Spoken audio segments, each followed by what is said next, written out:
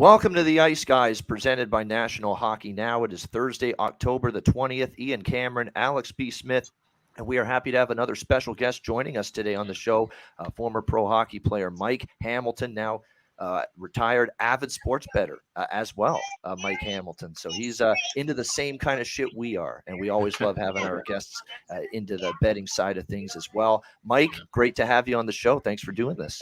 Yeah, no, thanks for having me. I appreciate it, man.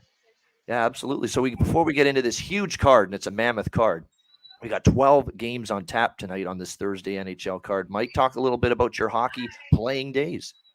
Yeah, I mean, I grew up in Western Canada, so like any Canadian, grew up playing hockey in the, kind of midgets and then on to juniors and then scholarship. So I played at University of Maine and then was drafted by Atlanta back when they had a squad and then kind of bounced around about 6 years professionally, where some time in the American League and the coast and then a little bit in Italy, Scotland.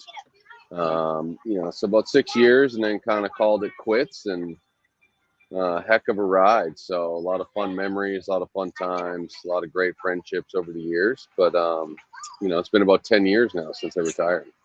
And now residing in South Kakalaki, as you were telling me before we started the show, and I'm sure enjoying it in the lovely southern part of the United States these days, right? Yeah, no, especially right now, you get 75 degrees. It's just beautiful down here. So it's a nice time of the year to be down here. A little hot in the summers, gets pretty humid. But yeah, down in Charleston, South Carolina, I've been down here on and off for about 10 years or so. Nice. I was going to ask, obviously, you wrapped up your career down there, so you made that home. But I was going to ask, of all the different places you played, what was one of your favorite cities to be in? Because I know you played with the Wolves for a little bit, so you got to be in the Chicagoland area and Vegas as well. So, what was your experience of being in those different cities?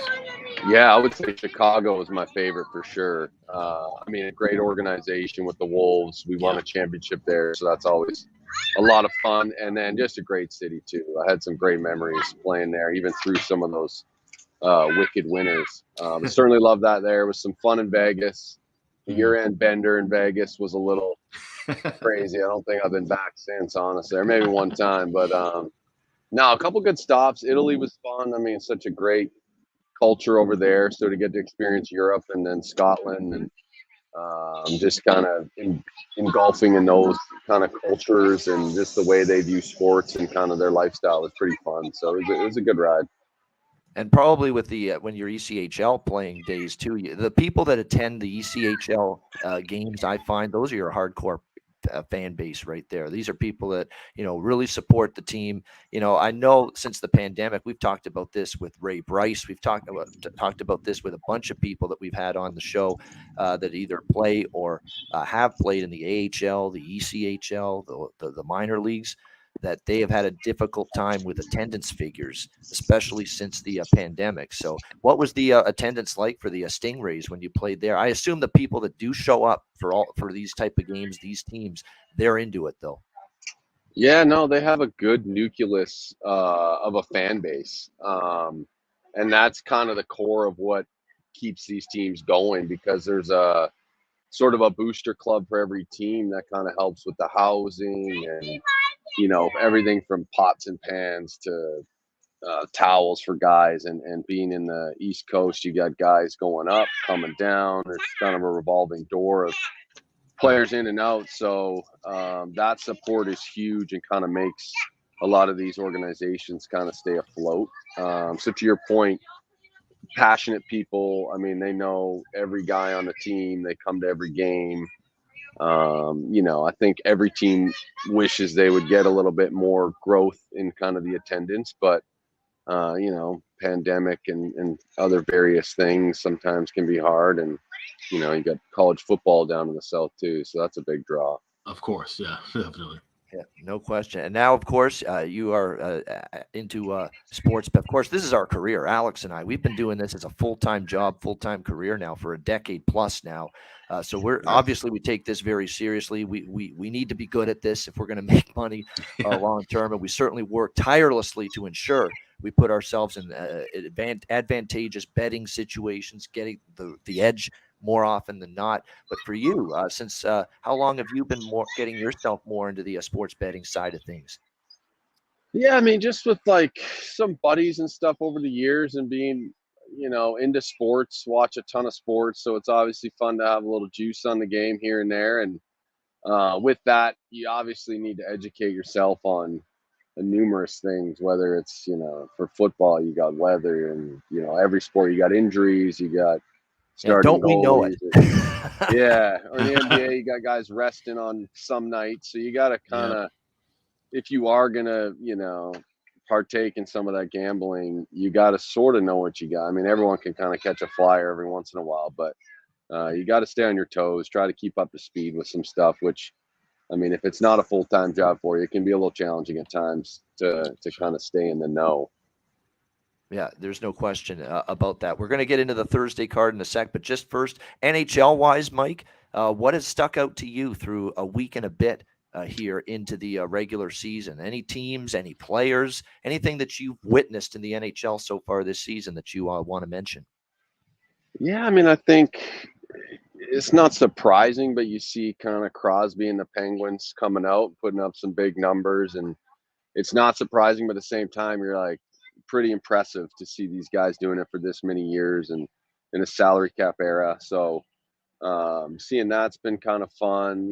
I've caught a few games, so you're still sort of feeling out teams. I think the Rangers look really, really good. I've watched a couple of their games. Yep. Really impressed with their power play. They got a ton of depth. Obviously, MSG is always pumping pretty hard. So I like seeing them. I mean, Stamkos, Ovechkin, they're still doing their thing, just one time and everything. I think Stammer's got 5 goals this year already. So it seems to be kind of the same old, but certainly been exciting though. I think the game's in a good place. A lot of goal scoring too, a lot of overs hitting. It looks like. Yeah, and that's certainly good for me. I'm Mr. Over. I don't bet a ton of unders in any sport. Football, basketball, baseball, hockey. It doesn't matter the sport. 90% of my totals bets, probably more than that percentage-wise, are overs. So I'm always happy to see that. No question about it. But, yeah, definitely. And last night, perfect example, Mike. We had 3 Wednesday night NHL games, and we had 3 games, all 3 of them go over the total last night. Although – if you had the Flyers Panthers under 6.5, that's brutal. I mean, that's the one game that shouldn't have gone over the total, and somehow it did. That game goes to 4-3 with 2 seconds left on the clock last night. Just brutal if you had under 6.5 in that Florida game. Well, not only that, it's also brutal if you had Florida puck line, which I'm sure a lot of people did because they were up to minus 325 to 350 before puck drop. So that's a brutal beat on 2 fronts, puck line and total. Yeah. Oh yeah. Yeah, as you know, Mike, as you get into this more and more, like we have for 10 years, you're going to get bad beats. Like, especially if you're going to bet every day, every sport, and we certainly do that, you're going to have bad beats. You're going to have just terrible losses that don't go your way, but you're also going to be on the winning side sometimes of those type of games as well, that you don't deserve it, and you're on the right side of some of those unfortunate results for the other side. So it goes both ways, and the hope is it's going to even out, over a long period of time. No question about that. All right, let's get to the Thursday card. It is a big one. We've got 12 games. We'll start with the Dallas Stars and Toronto Maple Leafs. Toronto minus 180 here, home favorites, 6.5 the total in this one. It's just a constant, never-ending media-influenced soap opera with the Toronto Maple Leafs. I mean, the big news now is that Sheldon Keefe, after the loss to Arizona, which was a bad loss, we railed on that on Tuesday's show when we recap Monday, that this is what the Leafs do. They leaf every now and then, as I like to call it, where, they play down to the competition. They didn't score in the first 10 minutes, even though they were carrying the play. And they figured, you know what? We put in our 10 minutes of hard work against this bad hockey team. We're just going to hope our talent carries us now to victory. And it doesn't work that way. Arizona outworked them, out-hustled them, won loose puck battles all over the ice, especially in that second period when they started to take greater control. It only got to the third period when they were down 2-0 when you saw a little bit of an alarm clock go off for the Toronto Maple Leafs when they came back to tie the game. But they end up losing 3-2, late giveaway by Justin Hall, who's been a bit of a whipping boy for the Leaf fans so far this year. So a tough loss. You'd expect them to be certainly focused and looking to bounce back here. But are we ready to lay minus 180 with the Toronto Maple Leafs? Not tonight. I mean, I actually took a shot with them in a bounce back situation last week against Washington, but even then they weren't laying this kind of price. But this is a very expensive number, even though I think spot wise it's pretty good for Toronto. It's not going to be easy, though. Dallas playing some really good hockey to begin the year, and they probably don't have the four lines of depth maybe that the Leafs have, but their top six can, with the way they're playing right now to start the year, can go up with a lot of different teams with Jason Robertson, Rupe Hintz, Joe Pavelski. Mason Marchment has been terrific since making his Stars debut, coming over from Florida in the offseason, playing with Tyler Seguin and Ty Dellandrea. That's been a very effective second line for the Stars. So this is not going to be an easy game. In fact, I'd lean Dallas, quite honestly, at plus 160 with the way they're playing. But I know you're going to get Toronto's best. You should get Toronto's best. Sheldon Keefe says our Stars didn't play like it on Monday against Arizona. Then he was walking back the comments after yesterday saying, I didn't want to use those words. You shouldn't have to walk back anything. He was right. You've got the superstar talent on your team more than Arizona. They didn't produce. You're just stating common fact. I don't understand this nonsense where he's got to apologize or take back some of the shit he said. It was true, and it's soft society is what it is. That's exactly it. I mean, we're too damn sensitive about anybody saying anything now in this day and age. It's ridiculous. But he walked it back. I don't think he should have done that. I don't think he needed to do that. So for this game, I lean Dallas. I'm not going to get involved in the total, but I am going to get involved in a prop. And this is one of those great situations that always pops up. We have Nick Robertson for the Leafs, who had a great preseason. They expect that he could be pretty solid at the NHL level. He's been called up. He's going to play on the second line tonight with William Nylander and John Tavares. You want to talk about odds makers that don't have a clue when it comes to player props? This is Exhibit A. John Tavares is plus 135 to score a goal tonight. William Nylander's plus 155 to score a goal tonight. Do you know what their line mate on that second line, Nick Robertson, is to score a goal tonight? Plus 500 in some spots at Bet365 and among other places. That's absolutely insane.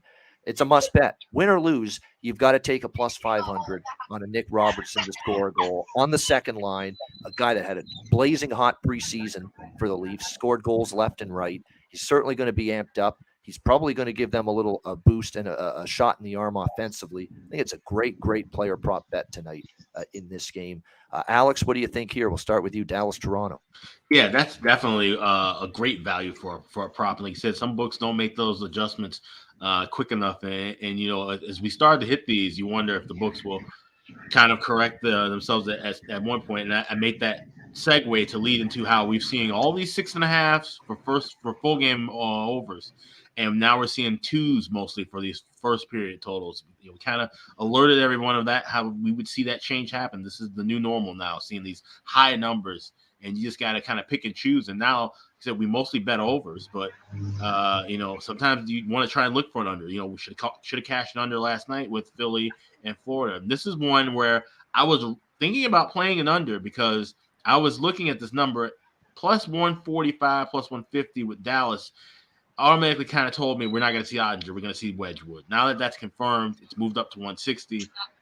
And Wedgwood, he's a good number 2 goaltender, but I just don't know if I can trust him in an under, even at 6.5, because this is a Leafs team that you wonder if they're going to come out inspired, play a little pissed off, and maybe get a couple of goals early. And this game kind of freewheels and goes back and forth. And keep in mind, Dallas isn't just a defensive sit on the puck and try to score 1 or 2 goals kind of team anymore. They can kind of freewheel and trade some goals back and forth. So the total I want to stay away from. Side, I'm obviously not going to lay 180 with the Leafs. Like I said, Stars, I would have ran to the window to grab a plus price if it was Ottinger. But with Wedgwood, this is kind of a game I want to watch and learn from rather than make a wager on. All right, then no problem with that. All right, Mike, what do you think here? Dallas, Toronto. Yeah, kind of likewise. A little bit of a tough line to get too excited about, but I mean, I do think the Leafs are going to have to come out. I mean, and diffuse all situations from the comments and all that stuff, and then have their big guns going. But I think Dallas can hang too. I mean, it's the National Hockey League, so teams come to play. Toronto's a tough place to play, but part of me leans to Toronto in this game. I know the line's a little tough, but I do feel like they got to come out and put together a full 60 minutes tonight, and I kind of feel like that might happen.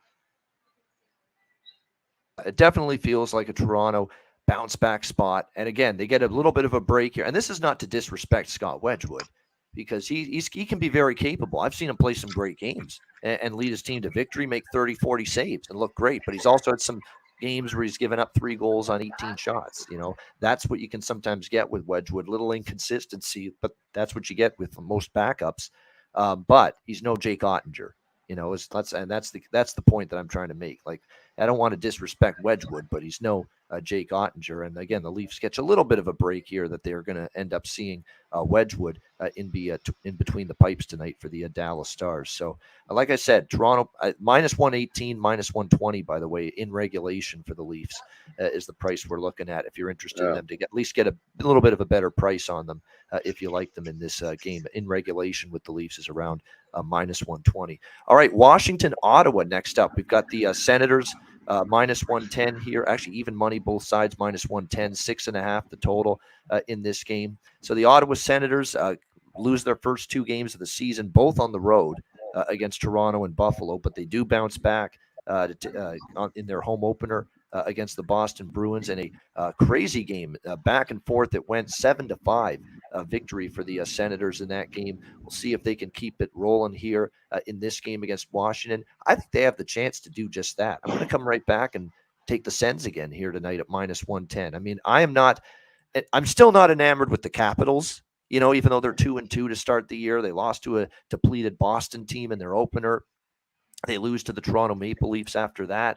And then the victories were against Montreal, 3-1, and they kind of struggled to, get a separation in that game. And then against Vancouver, they were on their way to losing that game. Let's not forget that. They were down 4-2, and it was another of the many Canuck meltdowns and collapses that we've seen early in the season. And Washington comes back and wins that game 6-4. So I like Ottawa here to build off what we saw against Boston. They're going to have to shore things up a little bit defensively. It was not crisp and not great from that standpoint, giving up 5 goals on 34 shots to the Bruins. But certainly we know this team offensively is very capable. It didn't look like it in their first couple games on the road, but they return home, and all of a sudden we're seeing everybody get involved. Drake Batherson, Brady Tkachuk, Timmy Stützle, and all of a sudden Ottawa is lighting it up in that victory against Boston. So I'm still looking for spots to fade Washington. I think Ottawa gets a little pep in their step, a little positive momentum from that first win of the season at home against Boston. I think they can carry that over into this game tonight. So give me the Senators here, minus 110. Certainly totals-wise, it's over or pass for me when it comes to Ottawa. And they could be one of those teams where, maybe that's a little home road dichotomy with them offensively, where maybe on the road they don't score as much, and maybe they trend under a little bit more. You get them back home, and all of a sudden they light it up for 7 goals, and the game goes over the total. So you might get Ottawa maybe at home being more of a team that's going to get that offense going, trend more toward over when they're on home ice. So I like Ottawa here, and I also am going to take a smaller bet with the over 6.5 as well. Alex, what do you think here? Capitals, Senators. Yeah, you make a very good point about that with Ottawa. Yeah, I think we're going to see them be more of an explosive home team, kind of almost in the same build of like Minnesota. We talk about them, they're home, or they're way better at home, a lot more energy, and just seemed like a lot more, offensive output in front of the home crowd. And I think they're the younger, fresher, faster team in this matchup with Washington.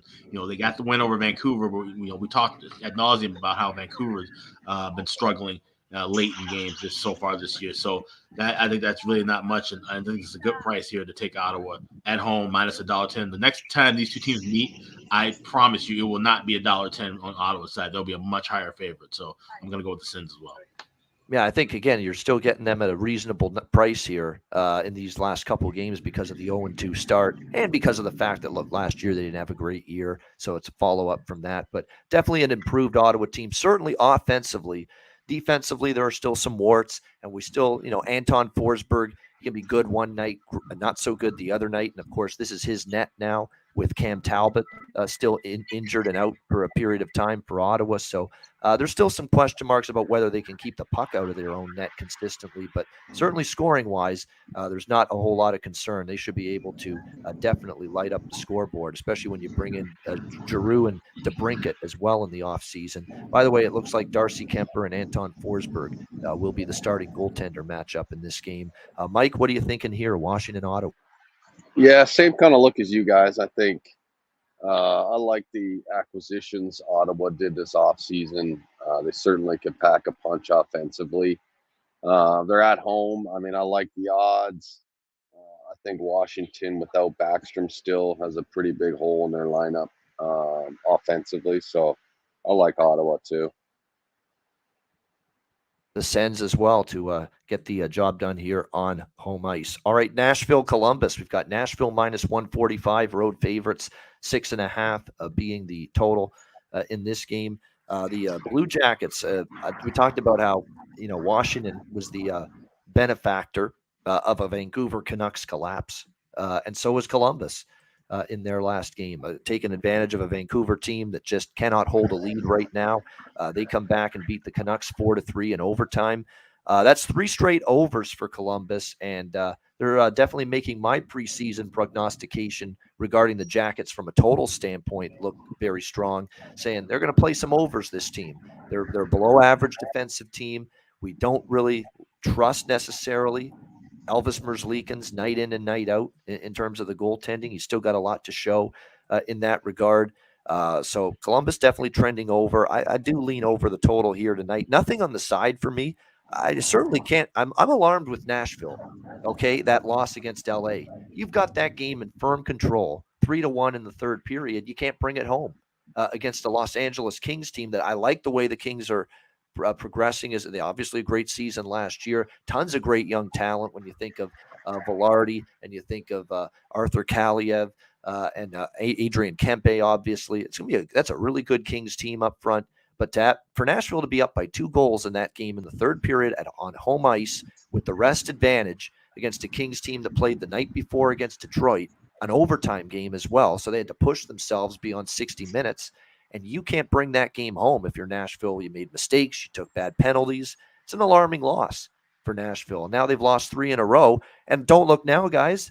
The only team they've beaten this year is San Jose, which is right with Arizona as one of my worst teams in the NHL based on my power ratings right now. So that's the only team they've beaten this year, Nashville. Those 2 games in the Czechia, against San Jose. So I'm not ready to lay $1.45 on the road with Nashville, bottom line. That's the point I'm getting at here. I understand spot-wise, Nashville off another tough loss. You expect them to have the focus here, but they're not finishing games very well. And when your only victory is against one of the worst teams, your only victories have been against one of the worst teams in the NHL.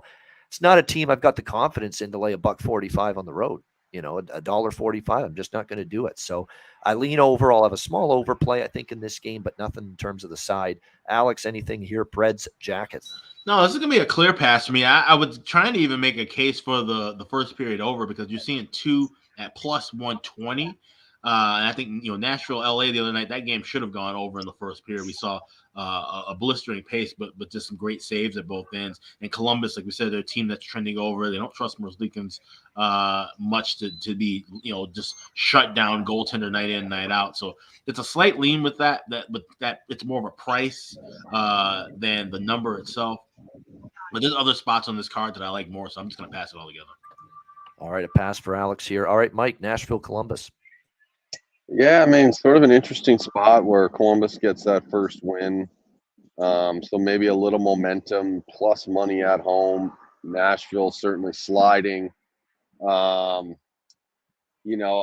like Columbus in this game, just being at home, hopefully capitalizing on a team that's kind of struggling and maybe can't find the answers tonight again. Again, over, sort of like you guys said.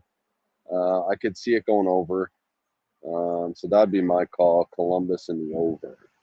All right, Columbus from a side perspective. I agree. I mean, I think the value is actually Columbus here. I mean, when you're gonna, I don't know if we're ready. I know I'm not ready to say, yeah, Nashville minus 145 on the road. You've blown a few games, and the only team you've beaten is San Jose. That's not the profile of minus 145 on the road, at least for me.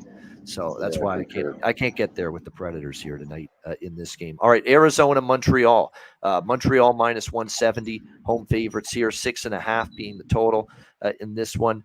Both of these teams these are the two teams that headlined proceedings earlier this week on a Monday night. It was both of them registering two massive upset victories. I mean, Montreal was plus 220 against Pittsburgh, and they came back and they beat the Penguins in overtime. And of course, Arizona, as Alex mentioned, what was it, the third biggest underdog victory, obviously, in the NHL the last 2 decades against Toronto on Monday night, plus 400 and change against the Leafs, and they get the victory 3-2. So both teams feeling good. Arizona clearly happy to get that first win of the season. It had been a rough start the way they played against Pittsburgh and Boston to begin the year, but they get that first win. It's a tricky game. I mean, do I trust Arizona? It's kind of like last year. We talked about this theme with Arizona, where do you trust this team to put 2 wins in a row together? They didn't do that very often last year.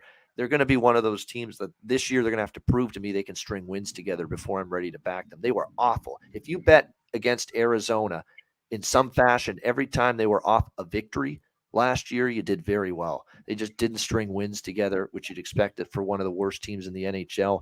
But on the flip side, while I don't love taking Arizona in this particular spot, but this is not the price I'm looking at Montreal with minus 170. There's going to be good spots, and I think they're going to be a good home team this year. They're already 2-0 at home, beating the Leafs and the Penguins, and they beat some pretty good teams on home ice this year. But I want them at home when they're going to be, an underdog or close to a pick'em, not when they're minus 170. I think Cole Caulfield goal is a good prop, as Jarek Rubel in our YouTube chat says. I think that's definitely good. You got to look maybe toward Nick Ritchie right now as well for the Arizona Coyotes.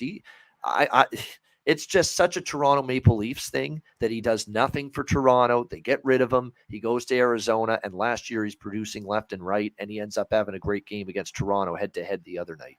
It's just such a typical thing to happen to the Leafs. But Nick Ritchie's playing well for Arizona, so I wouldn't mind props involving him tonight in this game personally. But side or total, I'm probably going to stay off. And even the total here at 6.5. We did see Arizona tighten things up a little bit. They did hold Toronto. Say what you will, maybe Toronto was just asleep for a lot in that game, but you still held Toronto to not even 20 shots. You're doing something right, Arizona. You turned a corner defensively, clearly a little bit after the first few games. So maybe this is an under. And Montreal's game with Pittsburgh did stay under as well. So maybe we'll lean in that direction here.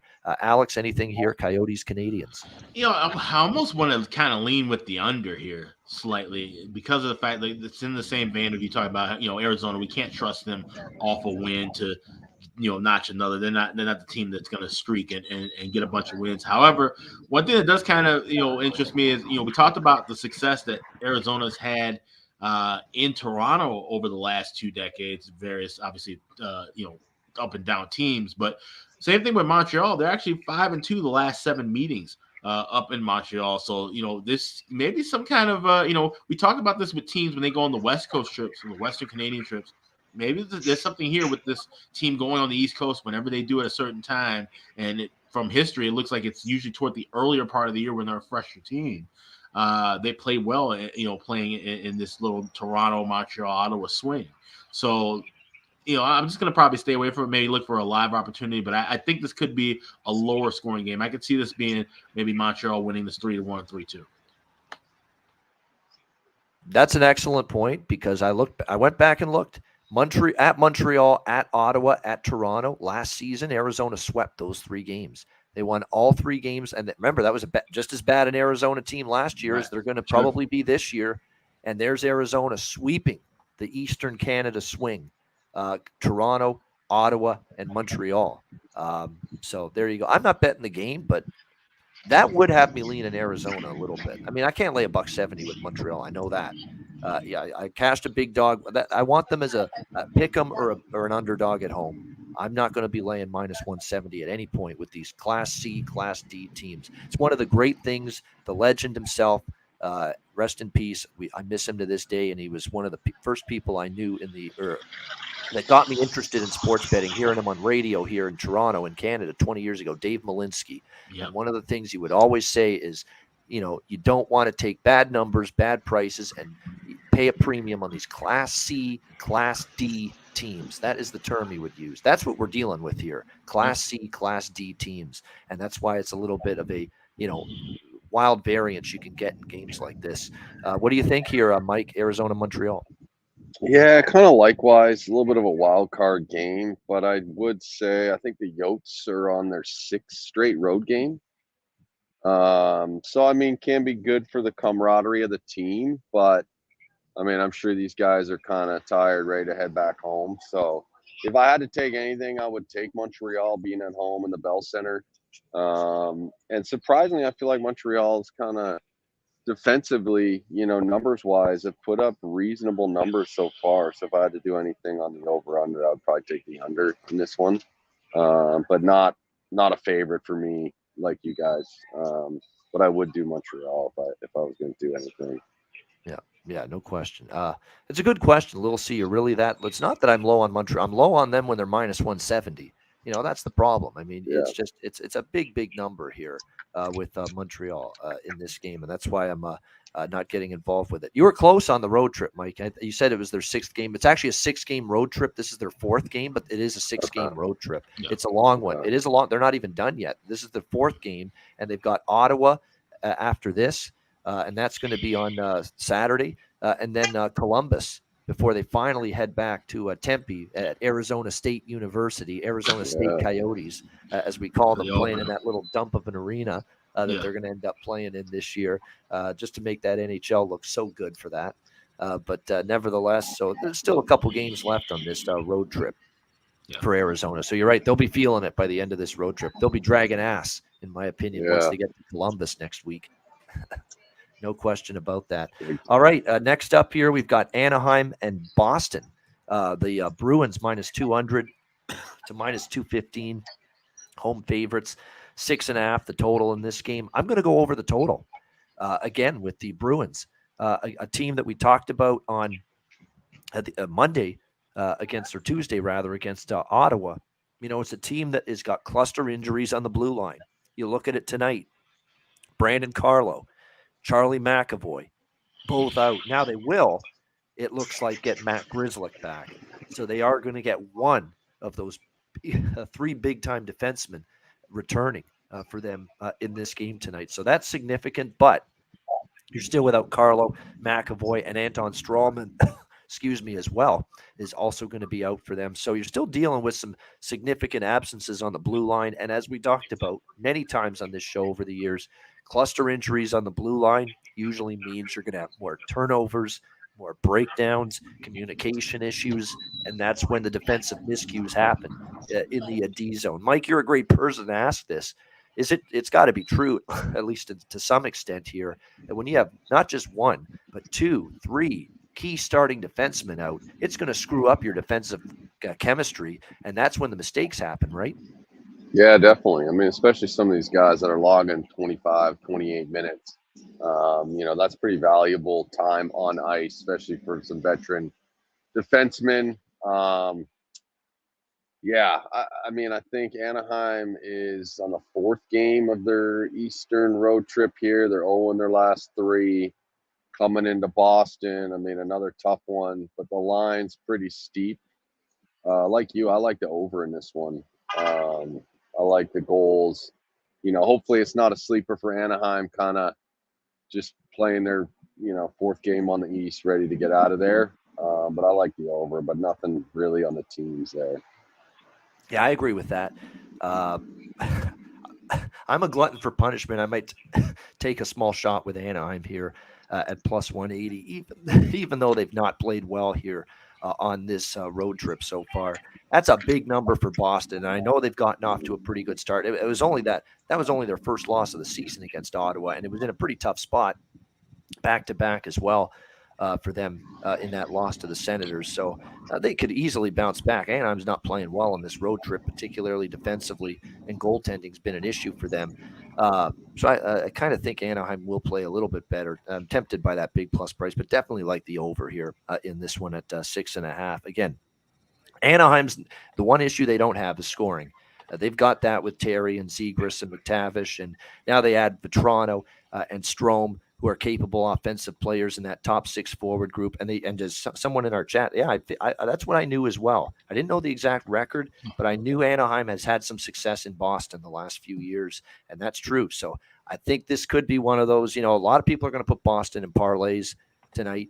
This could be a parlay buster, in my opinion. I mean, I think Anaheim will make it a tough game. Doesn't mean they'll win, but I think they'll at least make it a competitive, tough game for the Boston Bruins, especially given the fact that they've still got multiple key defensemen out for this game tonight. So I'll have a small little stake on Anaheim, but also over 6.5 in this game as well. Alex, what do you think here? Ducks, Bruins. Yeah, I like over 6.5 here as well, and more of I like a lean more toward the full game than as opposed to the first period over. Even though we've seen Boston play well in the first 20 minutes, Anaheim has given up goals in the first period as well. But I like that 6.5 a little bit better.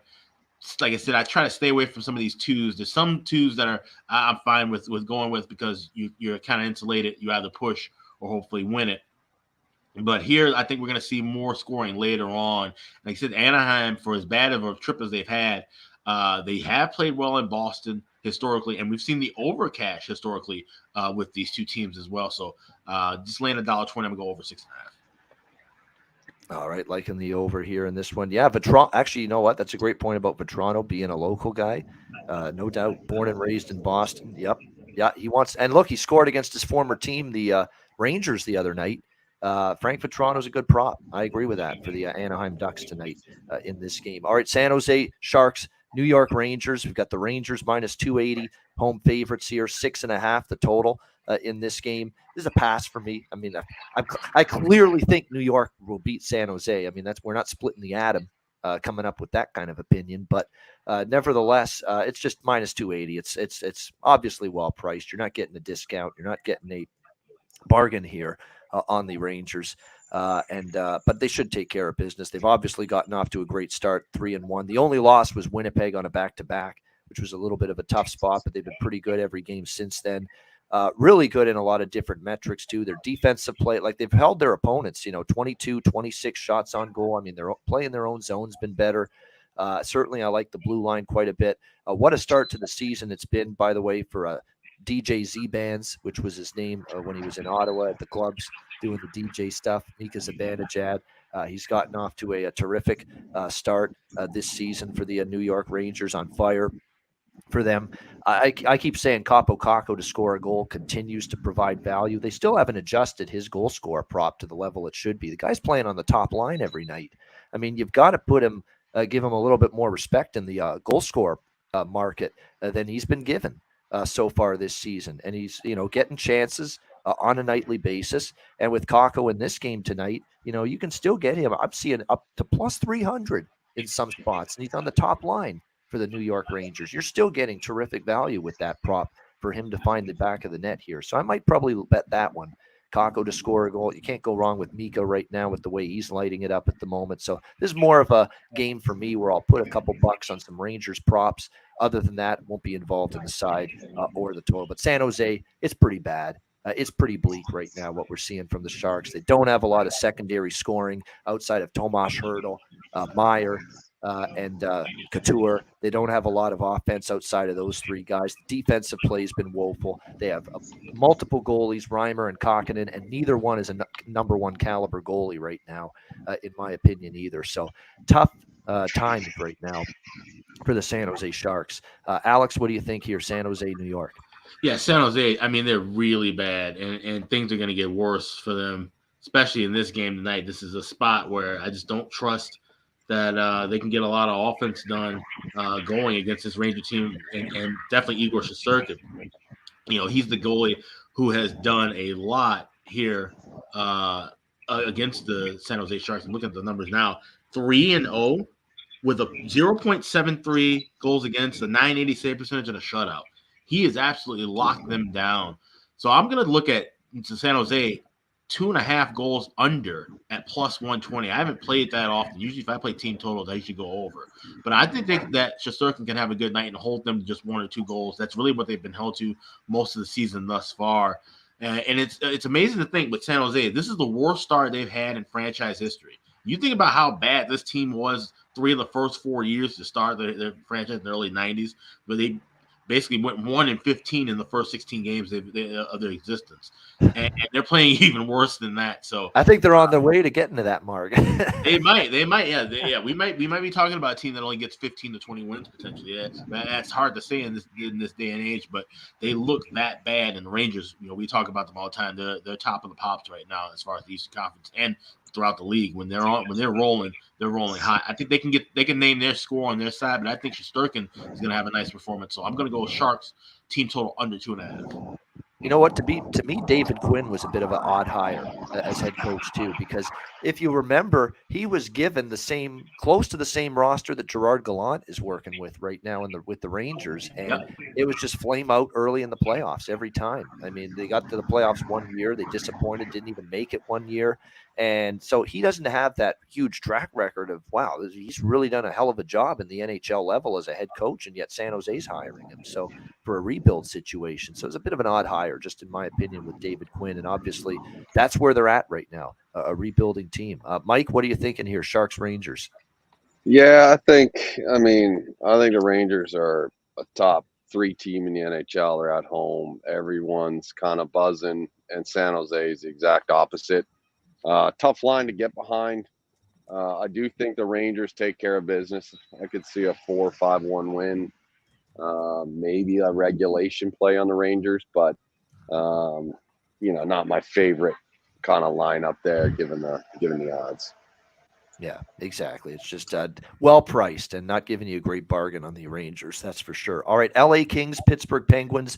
Penguins minus 190, home favorite, 6.5 the total in this game. Pittsburgh definitely a bit of a stunning loss because of the fact they had a 2-goal lead against. It's proof that not just the Vancouver Canucks are capable of blowing a 2-goal lead. Pittsburgh did that the other night against Montreal, losing 3-2 in overtime.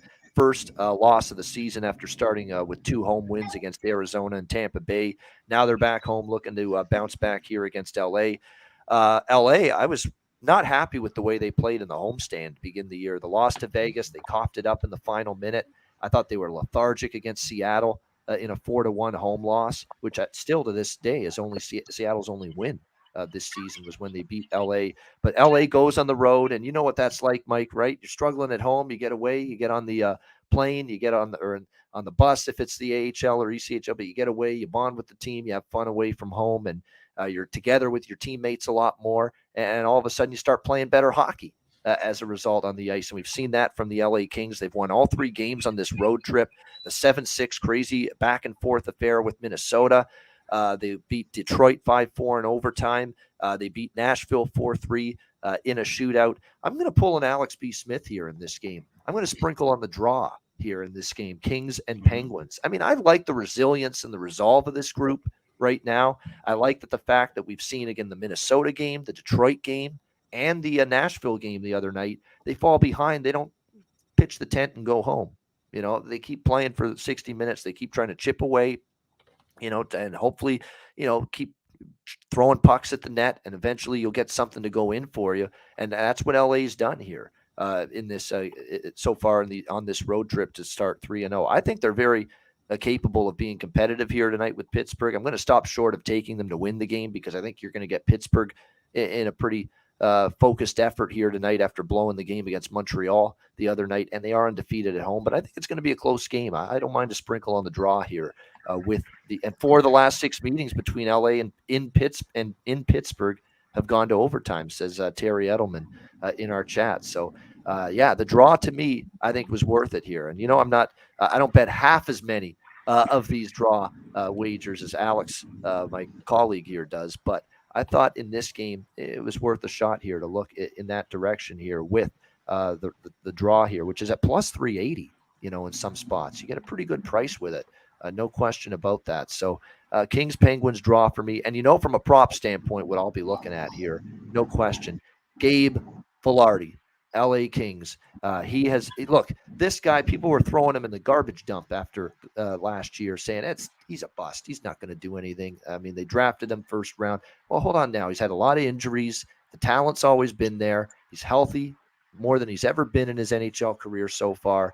He's getting opportunity now with Todd McClellan's given him every opportunity to succeed and thrive, and he is making the most of it right now for the LA Kings, and he has been outstanding offensively. Scored the shootout winner. He's got 4 goals and 3 assists, 7 points already for the Los Angeles Kings this year. So Gabe Vilardi, again, to find the back of the net is a terrific prop, in my opinion, tonight, which is you can get plus 350, plus 360 in a couple of books here with his goal scorer prop tonight. Great value for a guy that's got 4 already this season for the LA Kings. Alex, what are you thinking here, LA Pittsburgh? Yeah, I'm right there with you on the draw. This is one of those spots that stuck out with me. We've seen LA back-to-back overtime games, Pittsburgh an OT game, and I think this is going to be a high-scoring one as well. That's what we've been seeing from LA. I've been saying they've really embraced the Hollywood hockey aspect these last 3 games, the way that they've been playing. It's just been fun to watch. Like I said, a very exciting team, and the way Pittsburgh's been, putting it on offensively too. So the only way you can look would be over. I would not be shocked at all to see this 3-3 or 4-4 after 60 minutes. So I'm going to go with the draw as well. Yeah, I hate to be a broken record, but we saw all 3 games go over last night. I would probably have a small bet on the over here as well. Kings and Penguins along with that draw. By the way, the series history has trended over as well. 5 of the last 6 meetings, Kings and Penguins have gone over the total. Each of the last 3 games, LA in Pittsburgh against the Penguins in the Berg have been decided by 1 goal. Each of the last 3 meetings, and 2 of those 3 have gone beyond regulation. So that's why, to me, this draw bet, it's live, in my opinion. It's got a shot. What do you think here, Mike? LA Pittsburgh. Yeah, I mean, I hate to be the guy going third, kind of just agreeing with everything, but all good points. I do think it's going to be a really good game. I like both teams. Both teams got great veteran leaderships, sprinkled in with some young talent. They both play a pretty fun style. This is a game that I'm going to try to watch. Not sure if I love anything given the line. I would say I think Pittsburgh probably gets it done at home, but certainly going to be a great game. I know LA's kind of won their last 3 on the road. I think that bubble may burst tonight, but certainly going to be a good game to watch for sure. Yeah, it'll be interesting because I'm fascinated because look, Pittsburgh's tough at home, and they've been tough at home for a very long time. Even last year, this is a Pittsburgh Penguins team that was pretty good on home ice, and you've got LA. They're just resilient bunch right now. They don't quit in any of these games. They've had a nice road trip. It's not easy to fade them at this price, considering how good they've been on the road. So it's a really good game to watch here, and we'll see if the Kings have another good road effort in them tonight in Pittsburgh against the Penguins. All right, New Jersey Devils, New York Islanders. We've got the Islanders minus 150 home favorites here, 6.5 the total in this game. This is, to me, a case of a team that we think we want to bet overs with, New Jersey, and a team we usually want to bet unders with. And I'll say this right now: you see an Islanders game at 6.5. You don't see that very often. This is definitely one of the more tighter checking, defensive-minded teams in the NHL. That being said, even they've gone over the total in 2 straight games. The Islanders 7-1 and 5-2 victories at home against the Ducks and the Sharks in back-to-back games, and their offense has exploded. So maybe there is more of a reason now than ever before to look toward potentially the Islanders as an over team at the moment. And certainly the Devils have had their issues defensively. They did buckle down, though, a little bit more against Anaheim, held them to 2 goals, getting their first win of the season after a couple of disappointing losses. So New Jersey gets off the schneid and back in the win column here in this one. This one is, I'm tempted by Jersey a little bit just because of the price. I know the Islanders have beaten the Ducks and the Sharks in back-to-back games, but the Sharks win. I don't upgrade anybody in terms of beating San Jose. I will not do that. You don't get too much credit for that, in my opinion. And even Anaheim, they've had a rough road trip. So how much stock do you want to put into that blowout win for the Islanders? If New Jersey maybe gets a little confidence and wind under their sails that they got their first win, and so I'm interested mildly in a modest position here with New Jersey at plus 130. Other than that, I'll probably pass on the total in this game. and maybe look at some props as well. But we'll do some further digging with that. I think from a prop standpoint with New Jersey, Dawson Mercer's really played well. I've noticed he's been noticeable for the Devils. He's getting ice time. Consider maybe props with him. Sharon Govich looks like he's moved up to the second line. He started in the bottom six, so we always like those situations where you get players moving up the lineup. You could go with a Sharon Govich prop. And I don't mind two of the top line guys either, Holtz and Palat. Palat got his first goal the other night for the Devils. Maybe he can get on a little bit of a roll. And he's a streaky goal scorer, as we know from his days with Tampa Bay. So Andre Palat might be worth a look there. You know what? We'll switch it up, Mike. You mentioned, hey, I'm always on line. Let's switch it up. Mike, you'll go first here. What do you think here? New Jersey Devils, New York Islanders. I got over in this one. I know the Devils kind of have that historical low-scoring team, the Islanders, and the Devils are kind of the opposite. I think both teams have been kind of putting up goals this season. Both kind of play a little bit of a fast-paced game at times. I think New York's going to kind of play the way the Devils do tonight. I think it's going to be an over. As far as a team, I'm not sold either way. I think this is kind of a coin flip for me, but I would be over is kind of my notes here. Yeah, keep in mind why people are looking at New Jersey, and it's another example of why we bet. Sometimes we have to remind ourselves we're betting prices, not necessarily teams. New Jersey was a favorite in all three of their first three games, the Philly game, the Detroit game, and the Anaheim game. And they were big favorites in the Detroit and Anaheim game. Now you're getting them as an underdog. This is more of the price range I'm more interested in backing a team like the Devils. So that's why I'm leaning in that direction. And just like the Islanders, they're not a team I'm looking to lay bigger numbers with and bigger prices with.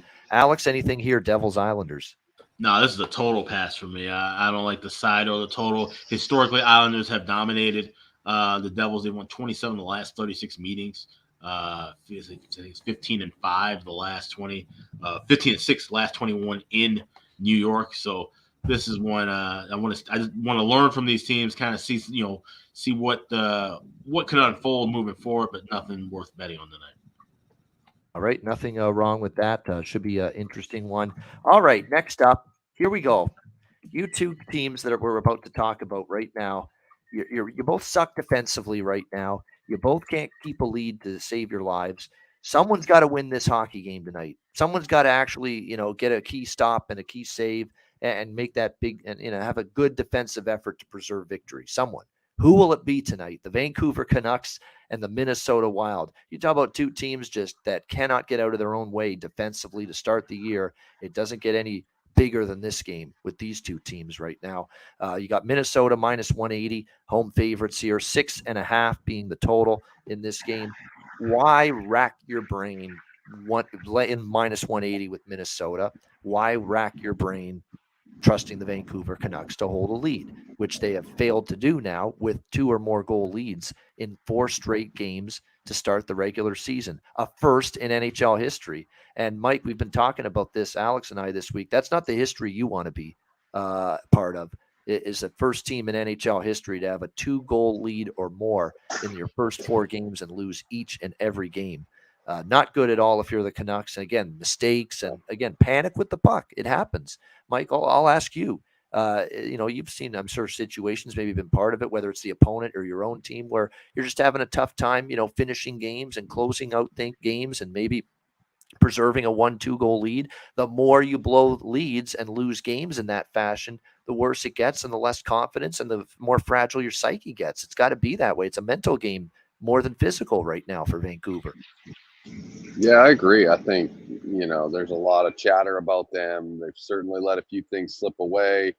Being on the road, too, is always even tougher. But I do like them to bounce back tonight. I like the line on it. I know Minnie's a tough place to play, but I think Vancouver will figure it out here a little bit. They got too much talent to go this many games. I like them to bounce back.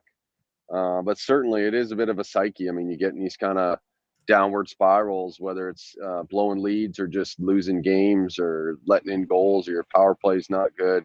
Some of these things can kind of wear on you a little bit, and then guys kind of press a little too much, and you start to alter the way you play, whether it's, okay, we're blowing these leads, maybe we need to play a little more defensively, and then we're missing out on some offensive opportunities that we would normally be jumping all over. So over under, I'm not too sure about in this game. I do like Vancouver though. I think they come back. I think this is a win for them on the road. So that's what I'd be looking at tonight there. All right, Vancouver plus 160. Man, I even I'm out when it comes to Vancouver tonight. I've had enough. I've had enough for a bit. We took them against Washington, small on them against Columbus, although we did split it up first period and full game. Split actually, because they did win in the first period, but couldn't hang on. I'm not even getting back to Vancouver tonight after these last two games, but I understand it.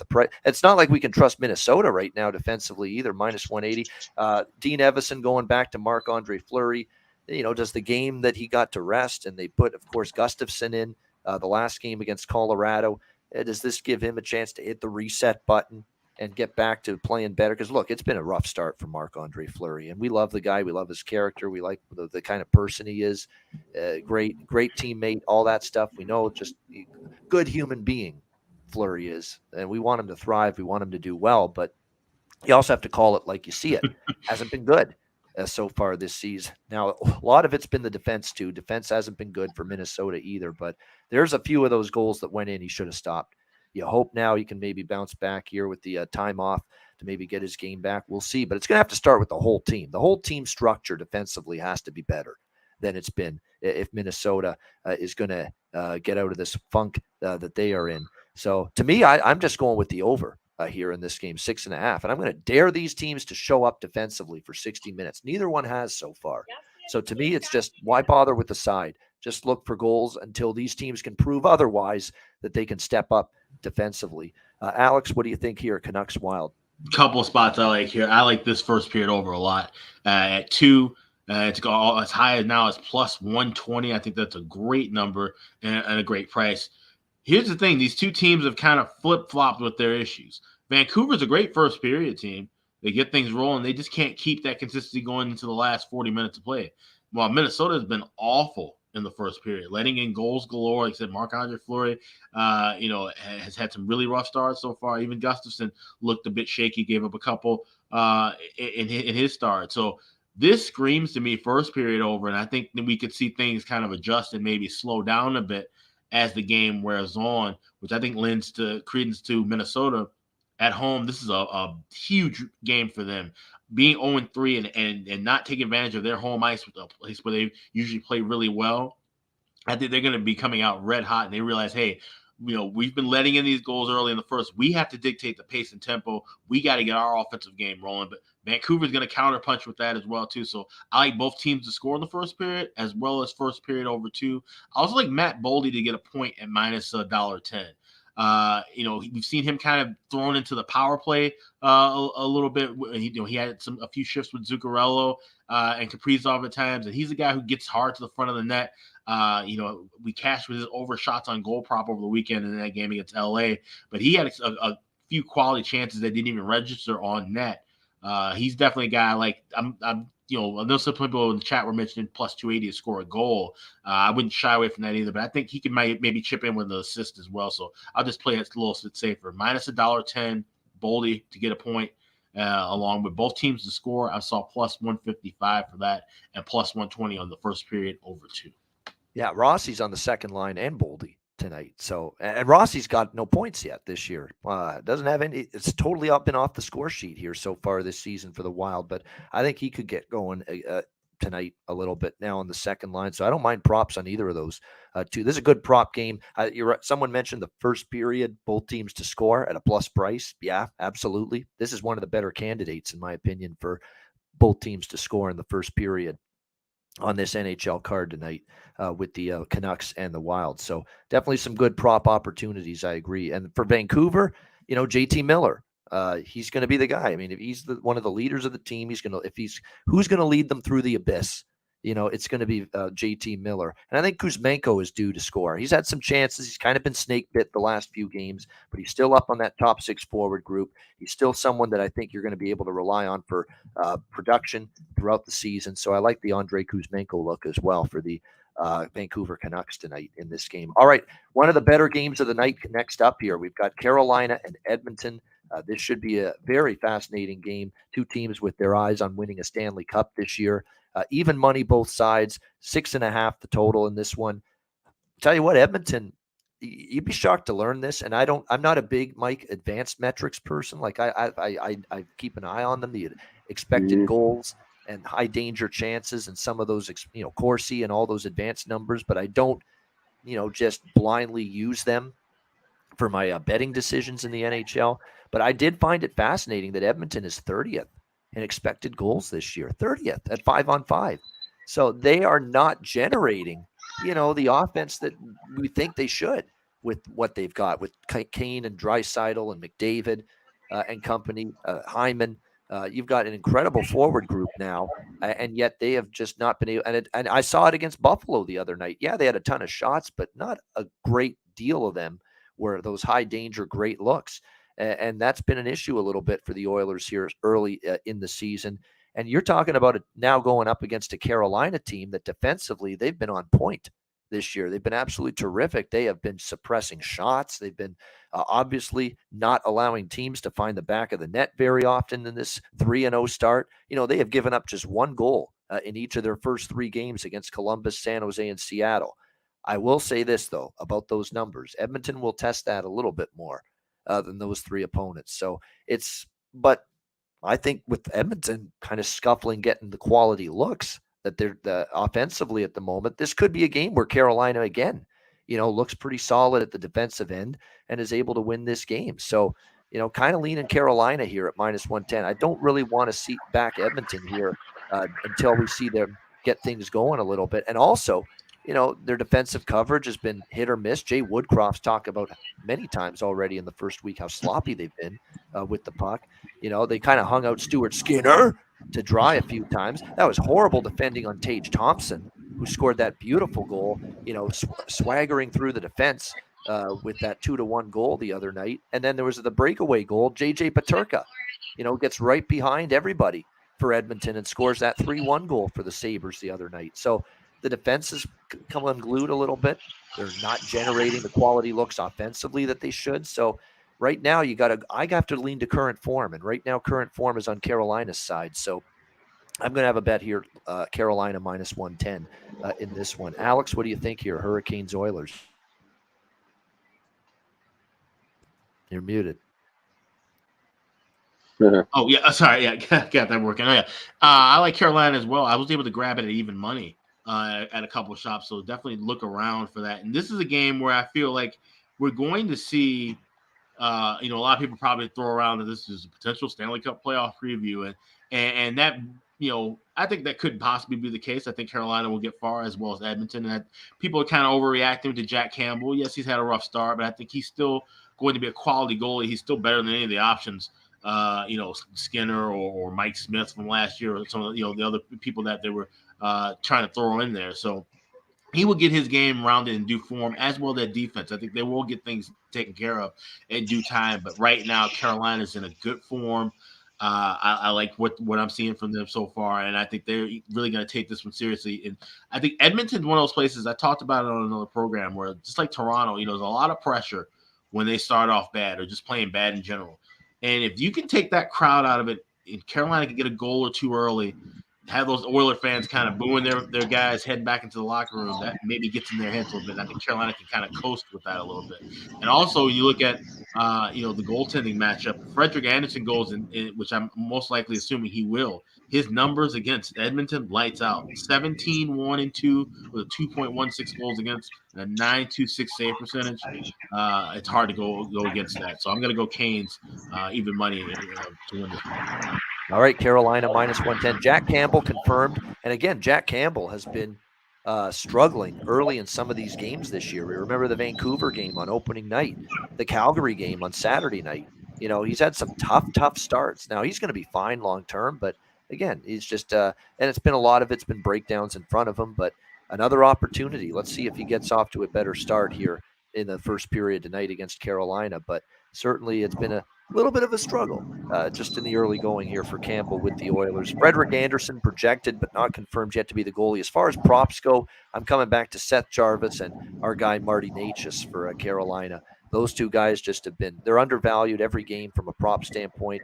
They both contributed. For Edmonton, there's concerns, guys. 4 goals for Connor McDavid, which you expect him to be the catalyst, but only 1 for Leon Draisaitl. Goose eggs for Zach Hyman and Evander Kane so far this year. Neither of them have found the back of the net yet, so they need those guys to get going.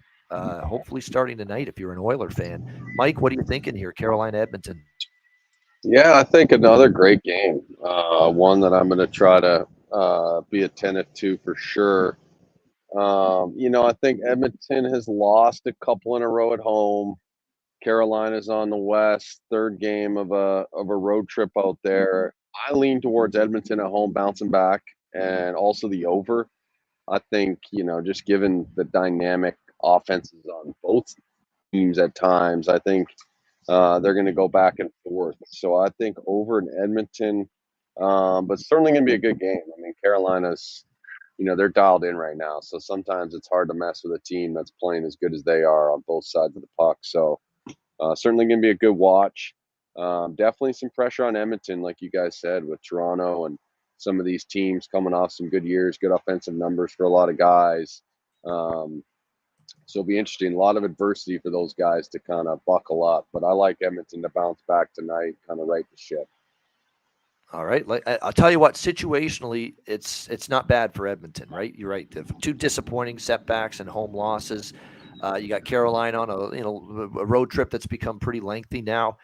You would expect Edmonton to have a good effort here. So situationally, there's reasons to like the Oilers. It's what makes this a fascinating game here. We'll see, because you're right. Current form, advantage Carolina. Probably situationally, a little advantage Edmonton. So we'll see how this one plays out. All right, we have 2 games left, Buffalo and Calgary. Next up, this should be a really interesting game here. We've got Calgary minus 290, home favorites here at the Saddle Dome. Total 6.5 here in this game. It's been a great start to the season for the Calgary Flames, no question about that. Mike, I've got you mentioned the Rangers. I've got them to win the Cup. I've got the Flames to win the Cup, and I picked the Flames and the Rangers as my Stanley Cup final here before the season started. So I'm happy with the start we've seen from Calgary, and I really like all facets of this team right now. The power play, the penalty kill, the defensive effort. I like that they've had a 1-goal lead against both Edmonton and in the last game, Vegas. And they pull the goalie, both teams, Vegas and Edmonton, trying to tie the game. Calgary gives them literally nothing in terms of a good scoring chance. That's good defending. That's when you know a team's ready to make a deep run in the spring. You have the net empty. The opponent's trying everything in their power to tie the game. You don't give them a quality chance. I mean, that is really impressive stuff from the Calgary Flames in each of their last 2 victories. This game reminds me, and I cashed a small stake on Buffalo against Edmonton. It's weird because I had Edmonton first period puck line and a small stake on Buffalo full game. I was hoping I'd hit one of them, and we did with Buffalo.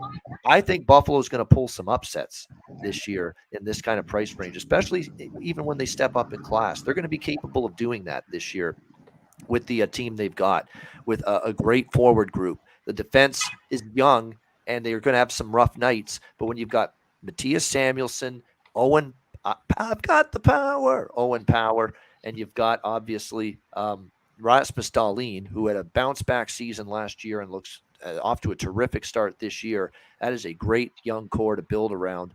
And then in net, if Eric Comrie is going to give you some of the games he gave you the other night against Edmonton, that's the one question mark on this Sabres team, the goaltending. But Eric Comrie was spectacular, and Don Granato's rewarded him with another start tonight against Calgary. So Comrie back in net, Markstrom for Calgary. But you know what? This game reminds me, guys, of I loved Fresh Prince of Bel-Air growing up. It was a great show, one of my favorite sitcoms. And there was the one episode where Will accidentally is bored, because everybody's doing other things and he's got nothing to do. He ends up burning down the kitchen in one episode, the Banks family kitchen. And so they've got to all of a sudden prepare dinner, for Uncle Phil, one of his clients is coming. They're coming over for dinner, and then they've got to put the dinner together. And Jeffrey, the butler's basically saying to them, what steak sauce, or Will's got to ask Jeffrey, what steak sauce do I use? Red or brown? Red or brown? And then Jeffrey's like, don't make me choose. Don't make me choose. This is how I feel tonight. Don't make me choose. I don't want to go against Buffalo as a big dog, but I don't want to go against Calgary either. They look like they're totally locked in right now. to begin the season. So it leaves me out of this game pretty much sidewise. Totals wise as well. Could be an under. Could be an under because if Comrie plays like he did the other night against Edmonton, 6.5 could be a little bit lofty. And we know Calgary's a pretty good defensive team. They've shown that the other night against Vegas. So it's an interesting game. It's a fun one to watch, and I'm excited to watch it. But I don't have much from a betting standpoint. It's a tough game. I don't want to go against either of these teams right now, especially at the price you're seeing in terms of the game tonight. Alex, what do you think here, Buffalo, Calgary? Yeah, the only thing I'm looking at here is Calgary first period puck line. You can grab this one. I'm seeing somewhere around plus 105, plus 110. And there's a big discrepancy you're seeing now. A 2-1 margin for Calgary and shots for and against in the first period, where Buffalo is a team that's allowing 15.5 shots in the first period. So I think this is a Flames team. We know how well they play at home. And like I said, Comrie, I'm still not sold on him being, the number one guy right now. Yes, he's a better option than Craig Anderson. That's not saying much of anything these days. So I'm going to go Flames first period puck line. I got plus $1.10 for that. All right, so that's Calgary -0.5, plus 110 in the first period for Alex in this game. They're damn good right now, the Calgary Flames. That's all there is to it. All three zones, all three phases: offense, defense, special teams. Throw in goaltending as well. It's a complete hockey team right now. And Daryl Sutter's got the guys he wants. Monahan wasn't a Daryl Sutter guy. Get the hell out. Out you go. You're done. They got rid of him. They bring in Nazem Kadri, a Daryl Sutter type of player, and perfect type of fit. All over the puck. Tenacious. Great on the forecheck. Hard, throw the body around. He'll be good defensively. And, man, you got to be good defensively. You better make sure you back check. You better make sure you play as a 5-man unit defensively, 3 forwards, 2 defense when Daryl Sutter's coaching your team. He ain't going to tolerate for any of bad shit defensively from anybody. And that's what makes Calgary a tough team to play against. Mike, what do you think here, Buffalo, Calgary? Yeah, I mean, tough line. Tempting with Buffalo coming off a nice win. And, I think they've surprised a lot of teams this year already. But Calgary at home, I mean, they just beat Vegas, Edmonton, Colorado. Like, those are some pretty premier teams in the NHL. A little bit tempted for me taking Buffalo plus 1.5, just to kind of hang in there. I could also see an under. I would probably wouldn't take anything on the game, maybe the under. But yeah, kind of a tough one given the line. So I'm probably more hands off too, like you guys kind of mentioned in this one. Yeah, Tage Thompson would be it's not going to be easy. I kind of want to load up on Buffalo player props when you're playing a good defensive team like Calgary, but Tage Thompson, man, he's the one. I mean, you bet him most nights he's going to come through for you in terms of scoring a goal. As for Calgary, they've done it a lot more by committee. I mean, they've spread the wealth around. I think what's been good for Calgary is so far this year, we've seen Elias Lindholm pick up where he left off last year. He's already got 2 goals. This year for the Calgary Flames. So Elias Lindholm to score. And I think Dylan Dubé, he's been quiet really since the first game where he scored that goal against Edmonton.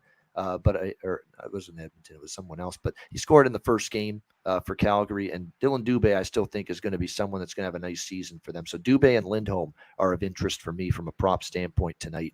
All right, we've reached the final game of this Thursday card. Winnipeg, Vegas, the Golden Knights minus 220, home favorites. This total 6.5, and the 6.5s are disappearing. There's only a few 6.5s left. It's moved to 7, this total. In a lot of spots for this game tonight, Vegas Golden Knights and Winnipeg Jets. And you can understand why that is if you look at who might be the goaltending matchup for this game tonight. Aiden Hill will get the start for the Vegas Golden Knights, not Logan Thompson. And to me, there is a bit of a difference between these two, especially with what we've seen out of Logan Thompson so far this season for the Vegas Golden Knights. I think he's played pretty well, and Aiden Hill has been very inconsistent. I will say that as well about him. He's played very well this year, or he's played up and down in his career, I should say, Aiden Hill. And for the Winnipeg Jets, after Hellebuck leads the Jets to a stunning upset last night. Not stunning because Winnipeg is capable on any night, but to beat Colorado, definitely surprising last night. They got out to that 2-0 lead. Colorado did what they usually do. Even when they fall behind, they battle back. tied the game, but Winnipeg gets the victory last night in overtime, and now they're on the second night of back-to-back games here in Vegas against a Golden Knights team that's off the loss to Calgary. So you'd expect Vegas to want to bounce back, and you've got our old friend might be in net tonight. It hasn't been confirmed yet, but I'd be stunned if it's not him on a back-to-back. Our old friend is back, Big Civ Dave here, David Riddick for the Winnipeg Jets, and he might be in net tonight for them. That's a little running joke line we've got, Mike, with David Riddick, is that years ago when he was with Calgary, he had that great year, and in the playoffs he was good. They always called him Big Save Dave. But lately he's been Big Civ Dave lately.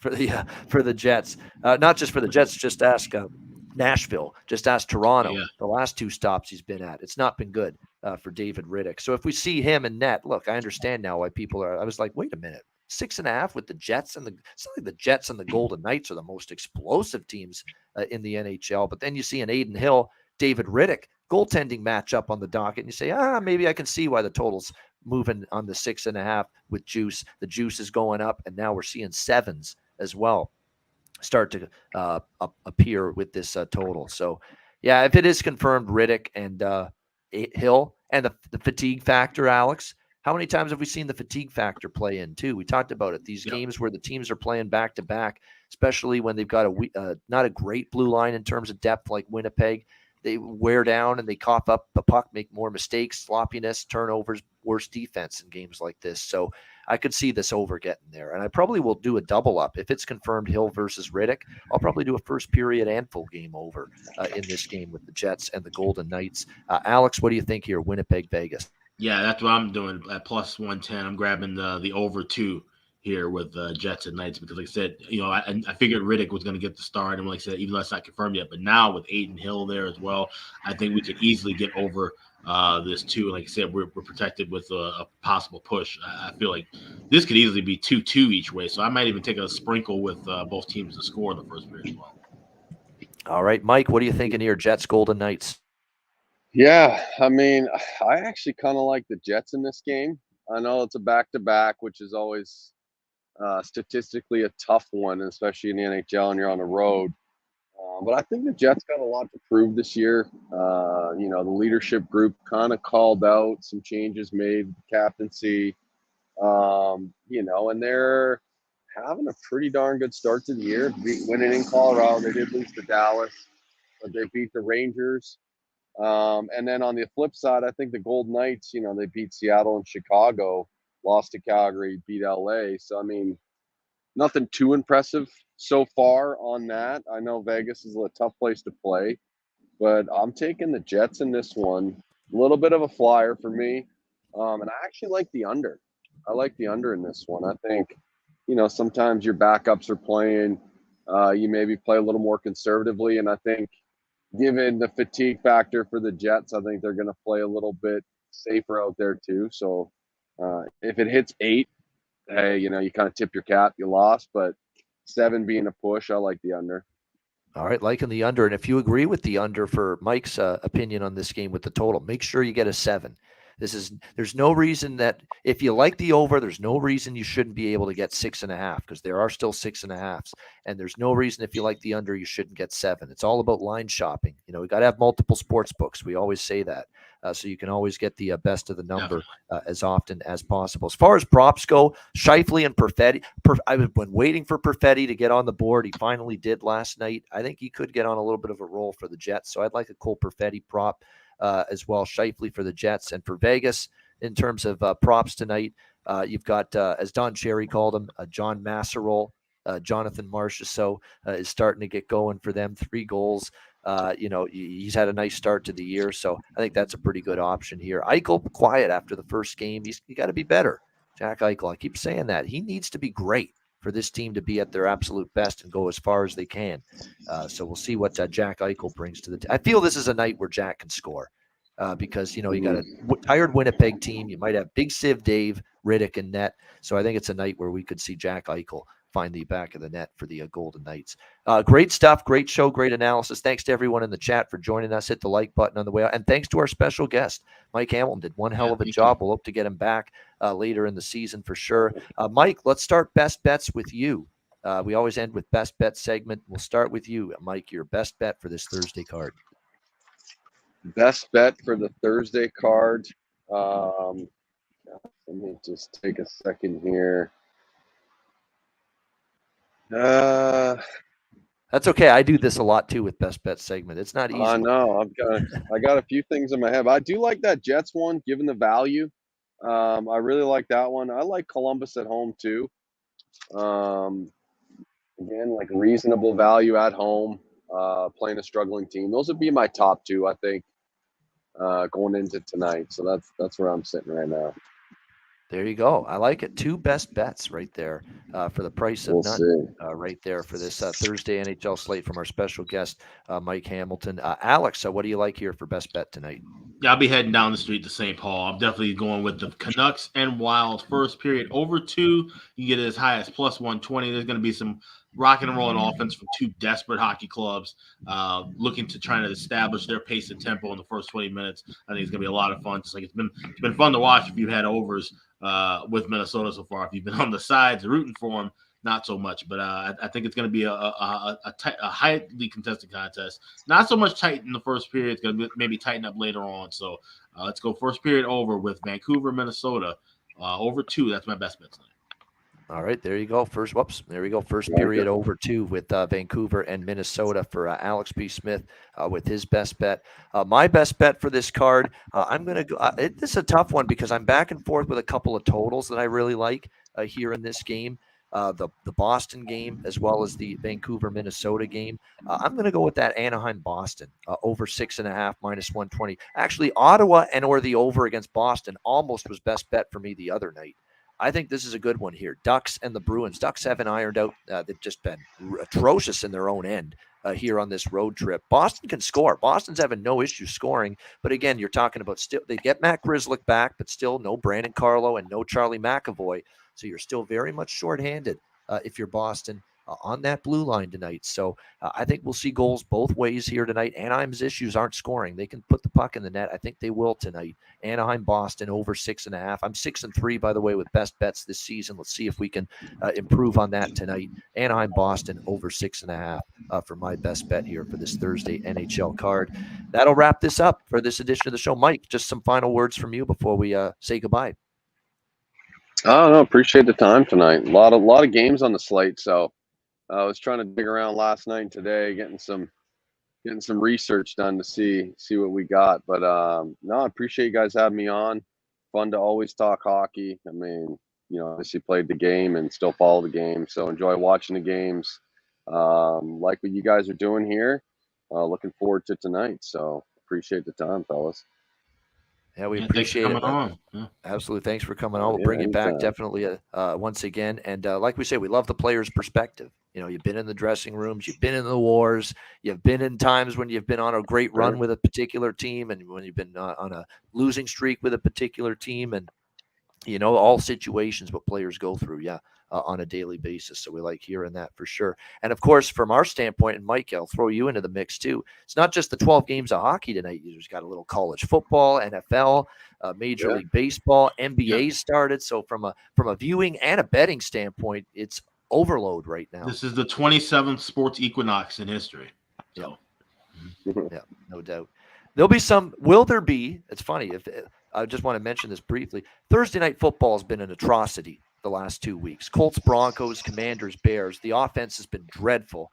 Are we going to see more games tonight that have more goals in an NHL game than points in an NFL game tonight? You got to start asking yourself. We might. It's possible. I mean, we've had friggin' 6-3 and 11-10 games this year in the NFL. Obviously, it won't match it, but you get my point. I mean, the offense has been dreadful in the NFL. But we'll see if that changes tonight for the Thursday night NFL game as well. But a huge night of hockey. We're looking forward to it. Thanks to everyone for joining us. Over 200 live viewers. Hit the like button. We appreciate it. For Alex B. Smith, a reminder, by the way, the Ice Guys is live 7 days a week, Monday to Friday, 2 p.m. Eastern, Saturday and Sunday, noon Eastern. If you can't watch the show live, download the Ice Guys podcast in audio form on all major podcast platforms, Google Podcasts, Apple Podcasts, Spotify, Stitcher, iHeartRadio, Amazon Music, and more. Download the podcast when you can't watch the show live. For Alex P. Smith, our special guest, Mike Hamilton, I'm Ian Cameron. Have a great Thursday night. Enjoy the games and good luck. We'll talk to you again tomorrow on Friday for another edition of the Ice Guys presented by National Hockey Now.